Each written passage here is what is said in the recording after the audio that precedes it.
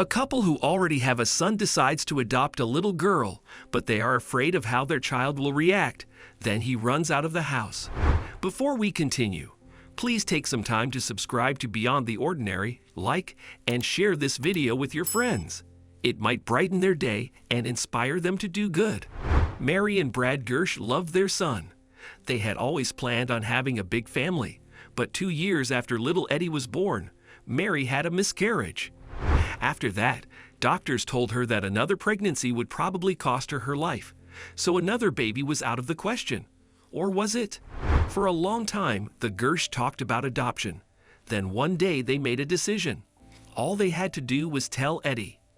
Mary and Brad had a meeting with their social worker who told them that they would be receiving their new baby, a girl, within the next 2 weeks. It was time to break the news to Eddie. "I don't know, Brad," Mary said anxiously. "Eddie's been an only child for 8 years. I hope he takes it well. We've spoken about adoption as a family," Brad pointed out. "He knows we are candidates, and he always seemed cool about it, even excited." But Mary hesitated. It's one thing to speak about a distant possibility.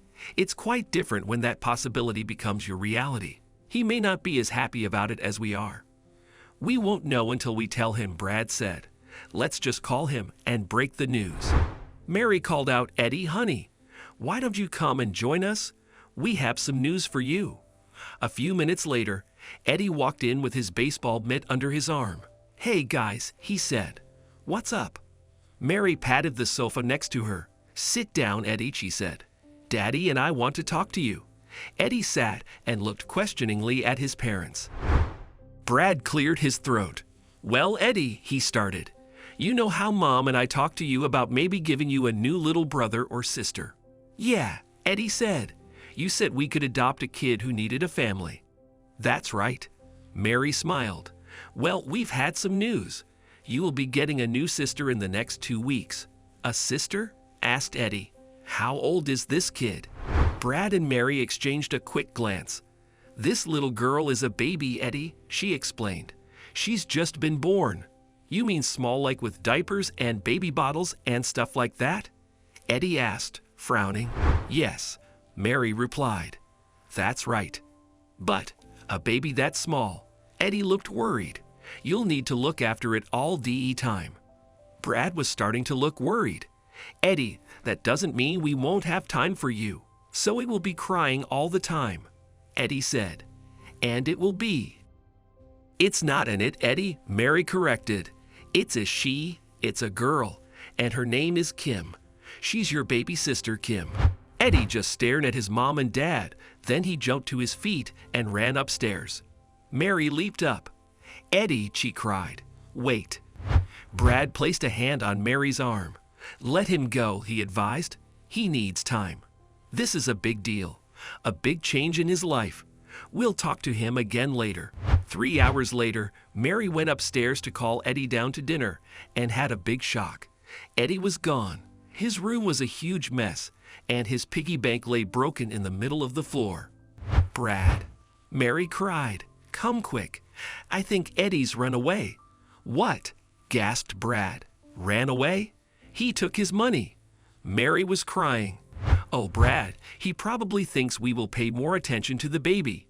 "Calm down, Mary," Brad said. "We'll phone his friends. If he's not with them, we'll call the police." Mary and Brad called all of Eddie's closest friends, but none of them knew where he was.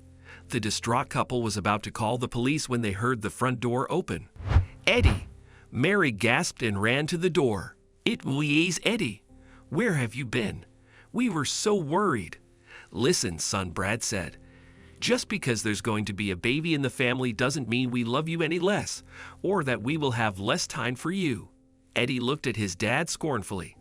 "I know DAT," he cried. "I'm not a baby."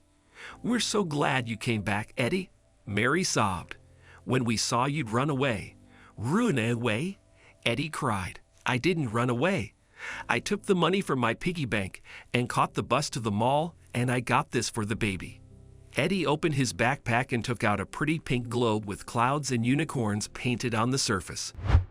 "See, it's a nightlight," Eddie explained. You are going to be looking after the baby all day, so I thought maybe she could sleep in my bedroom at night. And the nightlight is in case Kim gets scared of the dark." Mary ran to her son and put her arms around him. "Oh, Eddie," she cried, "I love you so much. You are going to be the best big brother ever." Eddie just grinned. "I know that.